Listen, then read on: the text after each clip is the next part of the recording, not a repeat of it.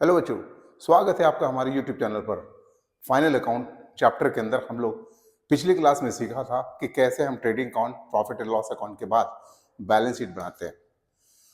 Trading and PL account के basis पर हमने इसके पहले वाले वीडियो में कुछ ज़्यादा आपको बना के दिखाया था। लास्ट क्लासेस में हमने बात की थी कि कैसे ट्रेडिंग अकाउंट, पीएल अकाउंट के बाद बैलेंस शीट बनाते हैं और बैलेंस शीट में जो आइटम को हम लिखते हैं वो एक ऑर्डर में लिखते हैं। तो दो तरह के ऑर्डर होते हैं, order of permanency and order of liquidity. ये दोनों तरह के ऑर्डर में आप किसी भी एक ऑर्डर को फॉलो कर सकते हो। क्या होता है ये चीज, इस पर बात करते हैं थोड़ी। यहाँ पे हमने एक बैलेंस शीट का फॉर्मेट बना रखा है, ये ऑर्डर ऑफ परमानेंसी पर है और एक होता है ऑर्डर ऑफ लिक्विडिटी।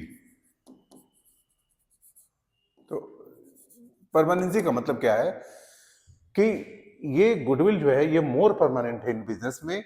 यानी यहां समझते हैं कि जैसे सबसे लास्ट आइटम हमारा कैश इन हैंड, जो असेट सबसे ज्यादा कैश में जल्दी कन्वर्ट हो जाए वो सबसे लास्ट आइटम होता है, और जो असेट कैश में बाद में कन्वर्ट होता है उसे हम मोर परमानेंट असेट मानते हैं। तो इस तरह से एक ऑर्डर है जिसमें सबसे ज्यादा लिक्विडिटी है, hand cash in hand, cash at bank, उसके बाद लूज टूल से हमको पैसा मिल सकता है, उसके ऊपर क्लोजिंग स्टॉक से मिल सकता है। यानी स्टॉक के पैसे हमें आ सकते हैं जल्दी, फर्नीचर के पैसे इसके बाद ही आएंगे। तो ये एक ऑर्डर मेंटेन है जिसमें ऊपर में जो भी है ये मोर परमानेंट नेचर के है। यानी ये कैश में कन्वर्टिबिलिटी बाद में होती है, लेकिन ये वाली कन्वर्टिबिलिटी जल्दी होती है। तो ये है ऑर्डर, ठीक। यानी पैसे जो आएंगे सबसे लास्ट में जो आएंगे उसे हमें ऊपर लिखना है, सबसे पहले जो आएंगे उसे हमें सबसे लास्ट में लिखना है। लायबिलिटी साइड में जो पैसे हमें जल्दी देने हैं उसे सबसे लास्ट में लिखना है, और जो पैसे सबसे लास्ट में हमें देने हैं वो है हमें सबसे ऊपर में लिखना है। तो ये हुआ ऑर्डर ऑफ परमानेंसी, और इसी को जस्ट रिवर्स करके आप जब लिख दोगे तो वो होगा ऑर्डर ऑफ लिक्विडिटी। तो बच्चों कोशिश करनी चाहिए कि आपके पास जो भी गिवन इंफॉर्मेशन आपके क्वेश्चंस में, उसको बैलेंस शीट बनाते समय इस ऑर्डर को मेंटेन किया जाए। अगर आप नहीं मेंटेन करते तो हो सकता है 11th में कोई ज्यादा प्रॉब्लम नहीं होगी, लेकिन फिर भी आप कोशिश करो, कोशिश करने से सब चीज पॉसिबल हो जाती है। तो फिलहाल बच्चों इसकी एक स्क्रीनशॉट कर लो।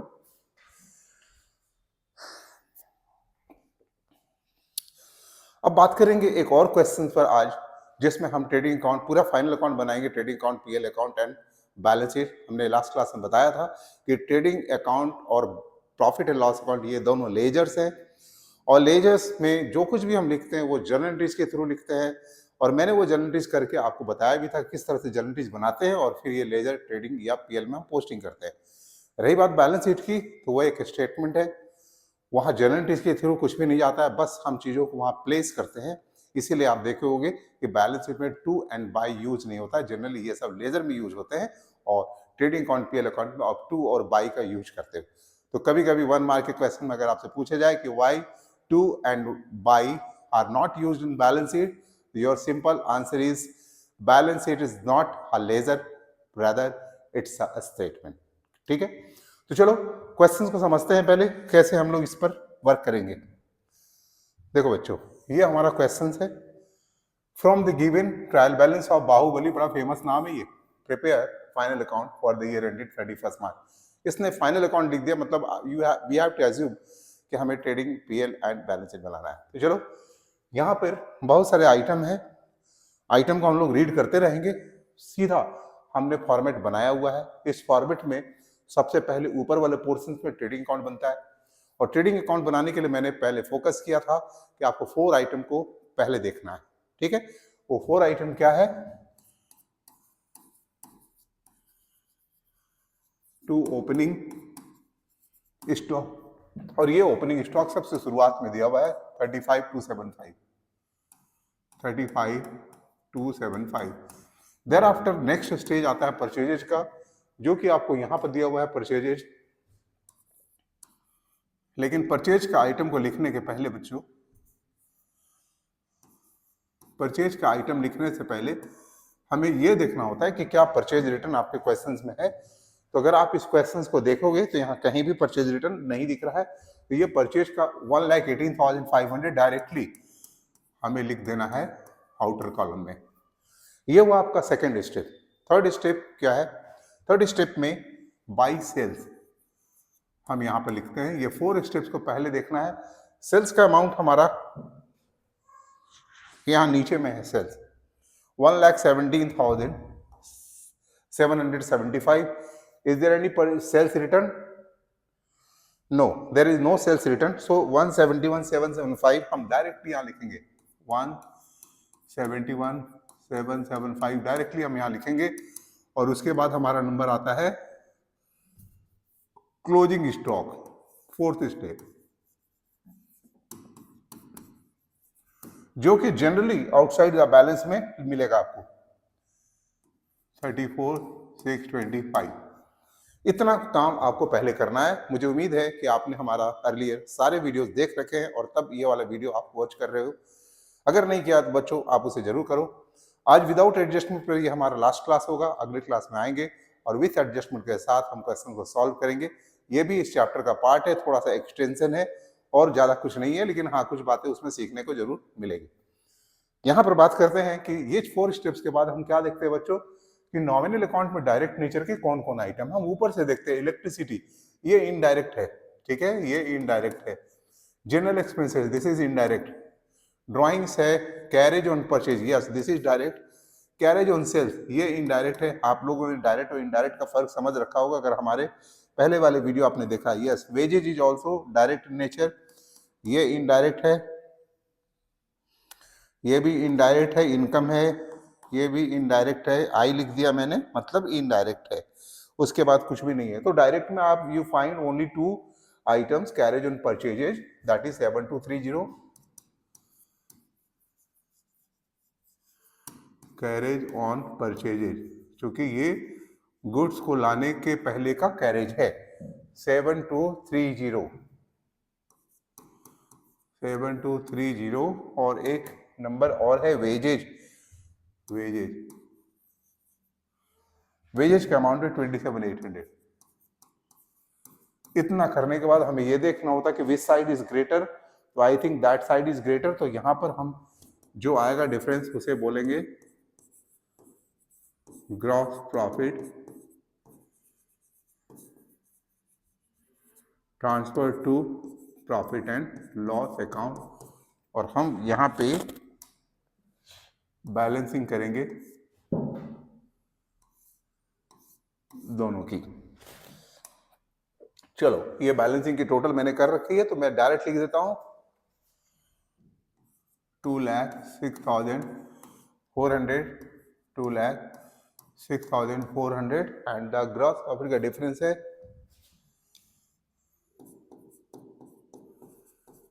ठीक है।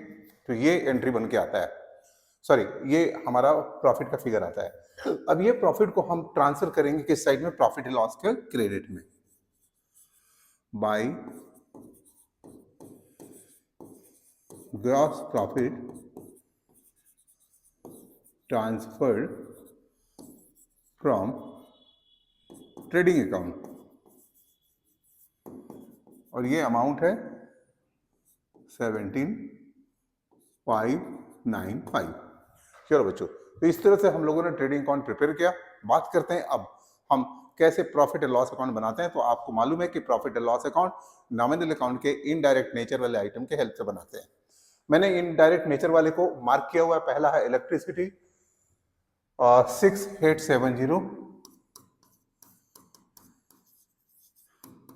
इलेक्ट्रिसिटी 6870। द सेकेंड आइटम है आपका general expenses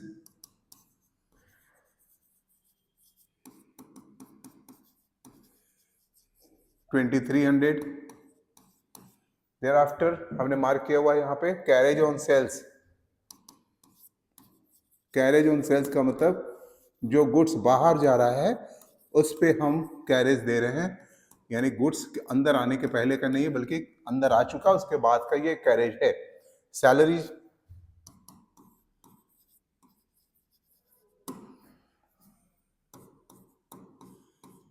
there after salaries के बाद डिस्काउंट रिसीव्ड है। तो देखो बच्चों, डिस्काउंट रिसीव्ड का क्रेडिट बैलेंस है 2500 का, तो हम यहां पर लिखेंगे उसे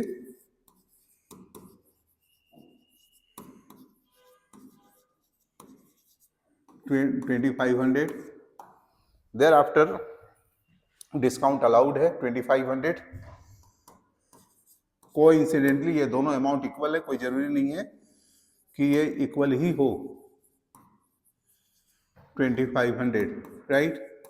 उसके बाद देखो बच्चों, और कोई भी डायरेक्ट नेचर के कोई भी आइटम नजर नहीं है, नॉमिनल अकाउंट, इनडायरेक्ट और कोई भी नहीं है। तो बस with the help of this अब हम लोग क्या करेंगे, इधर की टोटल ज्यादा है, इसका मतलब ये फिगर एक्सपेंसेस ज्यादा है, इनकम कम है, तो दिस इज ए लॉस, और ये नेट लॉस हम ट्रांसफर करेंगे, net loss transferred to capital account. और ये अमाउंट कितना होगा बच्चों, मैं लिख दे रहा हूं,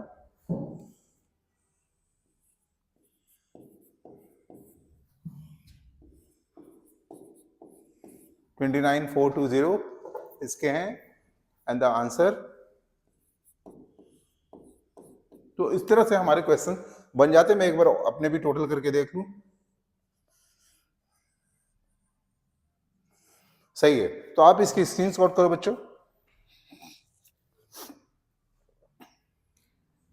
ना अब बारी आती है हमारा बैलेंस शीट को समझने का। तो बैलेंस शीट के लिए हम लोग क्या करेंगे, सबसे पहले बच्चों यहां पर बैलेंस शीट के लिए जो बात होगी उसकी अंडरस्टैंडिंग बनाते हैं कि बैलेंस शीट में दो पार्ट होता है, एक असेट और दूसरा लायबिलिटी, जो हमने फॉर्मेट ऑलरेडी बनाया हुआ है। अब ऑर्डर ऑफ परमानेंसी की ऑर्डर ऑफ लिक्विडिटी में लिखने की बात है, तो आप यहां पर पहले मार्क करो कौन कौन असेट के आइटम है। तो एक असेट के आइटम ये है बिल्स रिसीवेबल, ये भी असेट के आइटम है, ये भी असेट के आइटम है। उसके बाद ये है कैश इन हैंड है, सन्ड्री क्रेडिटर्स, हाँ फर्नीचर्स एंड फिटिंग्स है। बस अब इन सबको हमें लिखना है। अगर हम ऑर्डर ऑफ परमानेंसी में लिखेंगे तो फर्नीचर एंड फिटिंग्स में ज्यादा परमानेंसी है और उससे ज्यादा फ्री होल्ड प्रीमाइसेस में है, तो हम फ्री होल्ड प्रीमाइसेस जो है वो सबसे पहले ऊपर में लिखेंगे।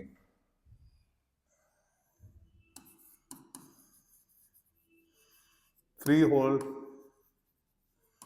Premises 37,500, thereafter furniture and fitting, उसकी अमाउंट क्या है, फर्नीचर एंड फिटिंग्स की अमाउंट है यहाँ पर 38,000। तो इस तरह से परमानेंसी के नेचर में हमने दो चीजों को लिख लिया। अभी बात करते हैं, हमारे पास कैश इन हैंड है, कैश एट बैंक है, डेटर्स है, बिल्स रिसीवेबल है। तो डेटर्स में से पहले पैसे आएंगे, बाद में आएंगे, तो ये डेटर्स आता है, लेकिन उससे पहले क्लोजिंग स्टॉक को हम लोग लिख लें। क्लोजिंग स्टॉक को आप क्लोजिंग स्टॉक या सिर्फ स्टॉक भी लिख सकते हैं। 34,625 एंड देयर आफ्टर आप सन्ड्री डेटर्स लिखेंगे। सन्ड्री डेटर्स का अमाउंट आपका क्या है, सन्ड्री डेटर्स का अमाउंट है 45,800 एंड देयर आफ्टर 45,800। इसके बाद आप बिल्स रिसीवेबल, बिल्स रिसीवेबल क्या है, ऐसा बिल जिस पर हमें पैसा मिलना है, ये भी एक असेट है और पर्सनल अकाउंट है। तो बिल्स रिसीवेबल का 6,000 का बैलेंस है, वो हमें यहां लिखना है। अब हम लोग देखते हैं कि और कौन कौन से बचे हुए हैं। तो यहाँ पर cash in hand and cash at bank है, तो लिक्विडिटी इसमें ज्यादा है, इसमें थोड़ी कम है इससे। तो कैश इन बैंक को पहले हम लिख ले 19,200,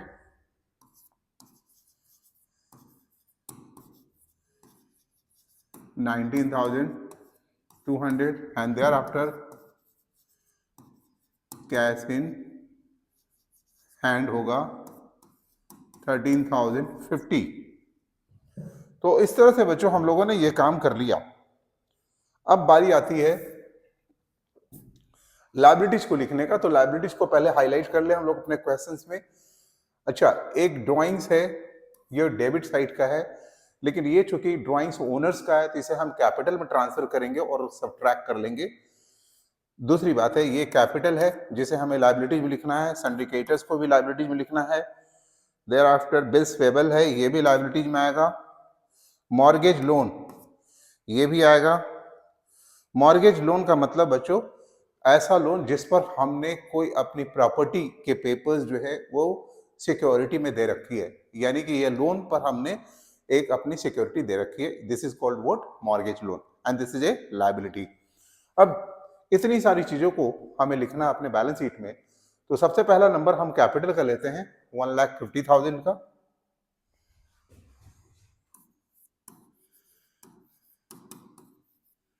$1,50,000 का, इसमें से हमें लेस करना है ड्राइंग्स वाले फिगर को विच इज 18,000 और ये हो जाता है 1,32,000 और इसमें से लेस करेंगे हम नेट लॉस।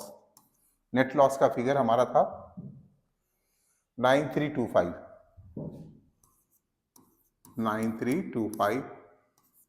75 6 122 675।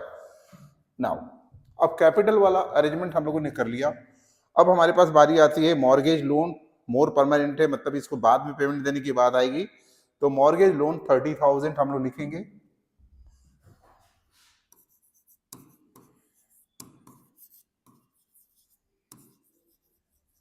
$30,000, ठीक है। देयर आफ्टर यानी कि लायबिलिटी साइड के जितने भी आइटम है मॉर्गेज लोन उसको तो लिख लिया। अब हमारे पास आता है सन्ड्री क्रेडिटर्स और बिल्स पेबल, बस दो ही चीज आते हैं ना। तो सन्ड्री क्रेडिटर्स को पहले हाईलाइट करेंगे हम लोग।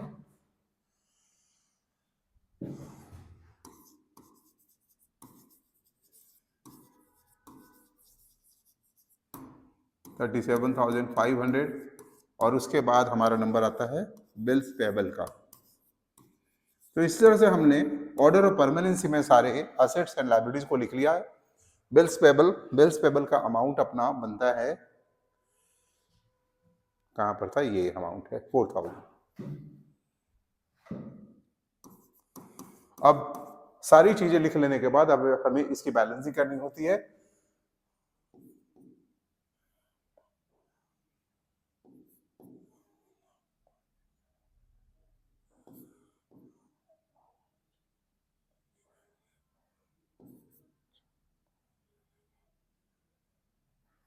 $194, $175 यहां भी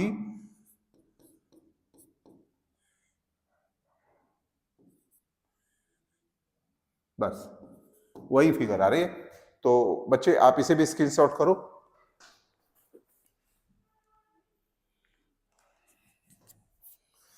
यहां लास्ट क्लास में हमने बात की थी कि जब भी हम trading and profit and loss account बनाते हैं तो वो एक जर्नल एंट्रीज के थ्रू सब कुछ होता है। ये जर्नल एंट्रीज के थ्रू हम लोग सब करते हैं, यानी इसके लिए जर्नल एंट्रीज बना होगा trading account debited to opening stock to purchases to carriage on purchases and that. तो बच्चों यहां पर अगर आपसे पूछा जाए कि इसके लिए क्या जर्नल एंट्रीज बना होगा जिसके चलते ये प्रॉफिट एंड लॉस के डेबिट में आया, तो आप तुरंत इसकी एंट्री बना सकते हो। प्रॉफिट एंड लॉस के डेबिट में है, इसका मतलब एंट्री में प्रॉफिट एंड लॉस डेबिट और सैलरीज क्रेडिट, ये एंट्री बनता है। तो ये जो हमने प्रॉफिट एंड लॉस में ये अमाउंट को ट्रांसफर किया है प्रॉफिट एंड लॉस में, तो हमने क्या किया है एक्चुअली ट्रेडिंग अकाउंट के डेबिट में ये बात लिखा है। तो इसके लिए अगर हम एंट्री बनाएंगे तो ट्रेडिंग अकाउंट के डेबिट में है तो एंट्री में ट्रेडिंग अकाउंट डेबिट होगा और पीएल अकाउंट क्रेडिट होगा। तो इसके लिए ये एंट्री बनता है trading account debit to profit and loss account, यानी आपके trading account profit and loss account में जो भी चीजें लिखी जाती है वो सब एक जर्नल एंट्रीज के थ्रू लिखी जाती है। तो ये एंट्री बनता है। अब आप सोचो इस एंट्री में ट्रेडिंग अकाउंट डेबिट है इसलिए उसके डेबिट में हम पीएल अकाउंट लिख रहे हैं, और इस एंट्री में पीएल अकाउंट क्रेडिट है तो उसके क्रेडिट में हम बाई ट्रेडिंग अकाउंट लिखते हैं। आप देखो यहां पर जो बाई हुआ है, सॉरी यहां पर जो बाई हुआ है पीएल ट्रेडिंग अकाउंट, वो उस एंट्री की वजह से होता है। तो यहां पर आपको एक नया चीज सीखने को मिल रहा है कि चलो आपने तो पहले क्लास में सीख लिया था कि हम हर नॉमिनल अकाउंट को ईयर के एंड में क्लोज करते हैं, either by transferring into trading account और profit and loss account according to the nature of the item. Nature का मतलब डायरेक्ट है तो ट्रेडिंग और इनडायरेक्ट है तो प्रॉफिट एंड लॉस अकाउंट में। यहाँ पे इसके लिए भी हमने एंट्री बनाया।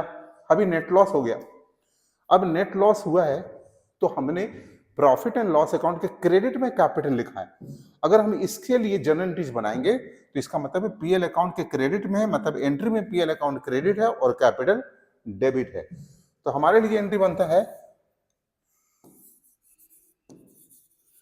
Capital account debit to profit and loss account, यानी कि जो भी हमारा नेट लॉस हुआ था 9325,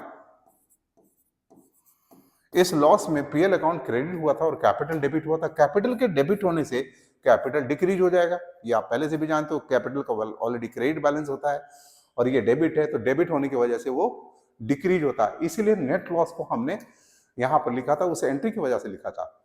ठीक है, ऐसा समझ में आता है कि लॉस होने से कैपिटल बैलेंस डिक्रीज हो जाएगा। ठीक है, बात तो समझ में आती है, लेकिन हम लोग हैं अकाउंटेंट तो हमें एंट्री की समझ भी होनी चाहिए।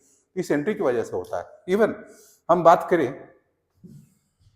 ड्राइंग्स की, ये drawings as it is related with the businessman, तो दो अकाउंट को हम अलग अलग नहीं दिखा के एक ही जगह दिखाते हैं। ड्राइंग्स का डेबिट बैलेंस है, तो हम क्या करते हैं ईयर के एंड में ड्राइंग्स को हम ट्रांसफर कर देते हैं कैपिटल में। चूंकि ड्राइंग्स का डेबिट बैलेंस है तो डेबिट को ट्रांसफर करने के लिए क्रेडिट करना पड़ेगा, तो हम क्या करते हैं ड्राइंग्स को ट्रांसफर करके क्रेडिट करते हैं और जिसमें ट्रांसफर करना होता है उसे डेबिट करते हैं।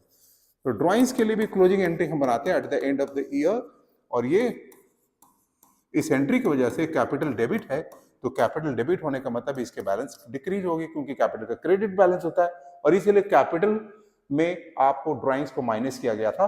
ऐसे तो हम रख लेते हैं, लेकिन आपको इसकी भी समझ होनी चाहिए। तो बच्चों आप इसे भी रिकॉर्ड करो।